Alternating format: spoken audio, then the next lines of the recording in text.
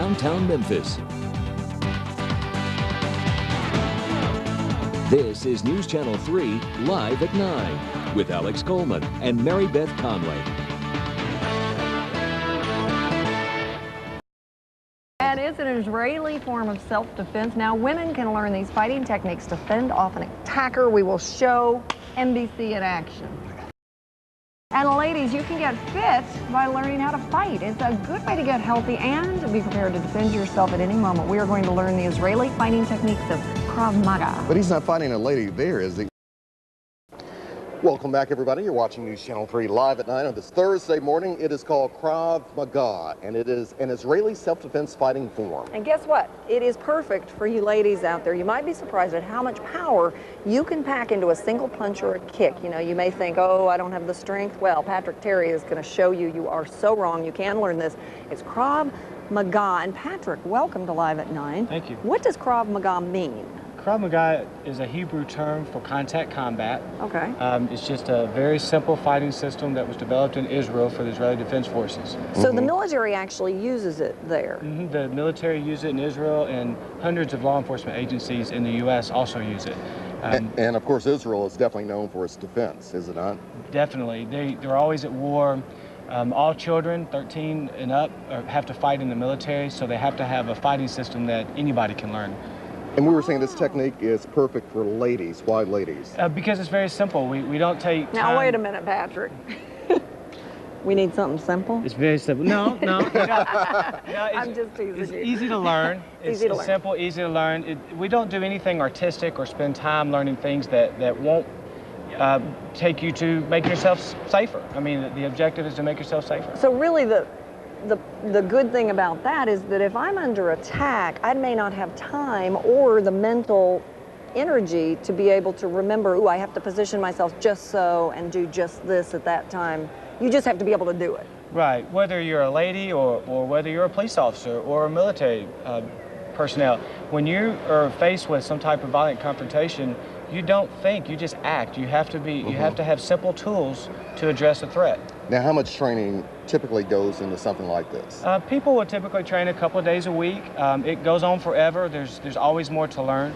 At each stage of our training, we just build you to learn to defend more situations, to deal with higher stress levels. Like we do weapon defenses, like if somebody holds you at gunpoint or tries to hit you with stick you with a knife or hit you with a stick. We just keep building you. If you keep training, we'll keep building you. Are your students younger folks, older folks, or who are you seeing these days? We have about 45 to 50% women in our classes, and I'd say our average age is in the mid-30s. So it's what I like to call it. It's a regular people kind of system. It's for everyone. Yeah, just people like us. And you can teach men too. I mean, this isn't just for women. No, it's not just for women. It's men and women. It's a very practical self-defense and fighting system, and everything is done with partners in pairs. So there's always another lady if the lady's training, or another fella if the guys are training together. So you're able to go with a partner, and you can go 100%. You learn to give power, and you learn strength and power through the actual physical training, because everything we do it into pads, 100% power. Now, Mary Beth is a pretty tough lady, as you already know, Patrick, but in something like this, can you get injured very easily, or?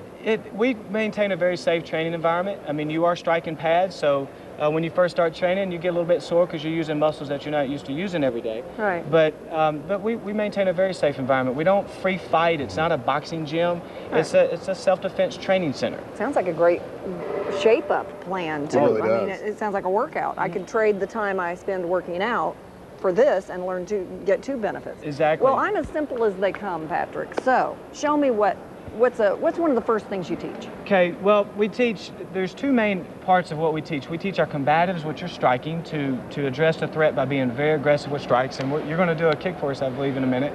And also the way that we address self-defense. We do choke defenses, we do bear hug defenses. Okay, so show me that first before we get to the kick. If you came up behind me, here I am at the mall. So if I grab you in the throat, what would you do? I mean, what is the most likely thing that's going to happen? Can you do that technique again, though, Pat? And this time, squeeze a little more. That's something we've all wanted to do from time to time. All right, here I am. I'm walking in the mall. So I would go like this. You would go like that. But depending on what the threat is, if I'm still choking you, you need to do something to address that threat first. Right. So like if you were to choke me, I would deal with that threat, but then I would start striking right away. Because if you allow me to keep choking you, you're going to be out of air. Right. And If I start struggling and it doesn't work, then the choke hurts me. Okay. So whether it's a choke or whether it's a bear hug or whether it's a gun, you always address the threat. Okay. Very simple. I mean, all of our training, if you always address the threat first, then all of your counterattacks just flow. It just happens. Gotcha. Okay. Now that kick. All right. Who am I going to pretend is on this target? Let me think a minute. Your Can we get a shot of Alex? Your husband, Bob. So you put your hands up and you're ready to fight. The threat comes up, You're you coming just at kick me. as hard as you can. Yeah, you just kick as hard as you can. That's it. You're upset. You didn't get a pay raise this year. You're upset. Keep striking. Keep right in front of you. Keep that foot in front of you. Keep Aren't you dead yet? You attacker, you? Good job. Really? See, is that all you have to do? All you have to do. We don't want to build technique. We want to build power. It's simple. So all you have to do is bring your leg back the way that you'd be in a fight position and just throw your power. Okay, let me try it again. Alex, give me some motivation. Alex, where are you? Your growl, like my growl. Right. Yeah. Oh, wait, that was a weak one. That's all right. Now, what if you're right-handed? Doesn't matter. Doesn't matter? Doesn't matter.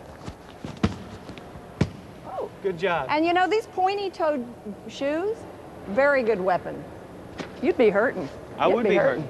All right, now let me practice on a real target. Don't even think about it. Don't even think about it. Thank you, Patrick. You can learn more about Krav Maga at self-defense classes. These are in the Wolf Chase area and the Midtown area, 2 to choose from. The numbers are on your screen. And then this weekend, they're going to be doing a special demonstration at a Girl Scout event because this is a great thing to teach your young children. That it is. Catch your breath there. Catch your breath. Just do your thing. You did excellent. You really did.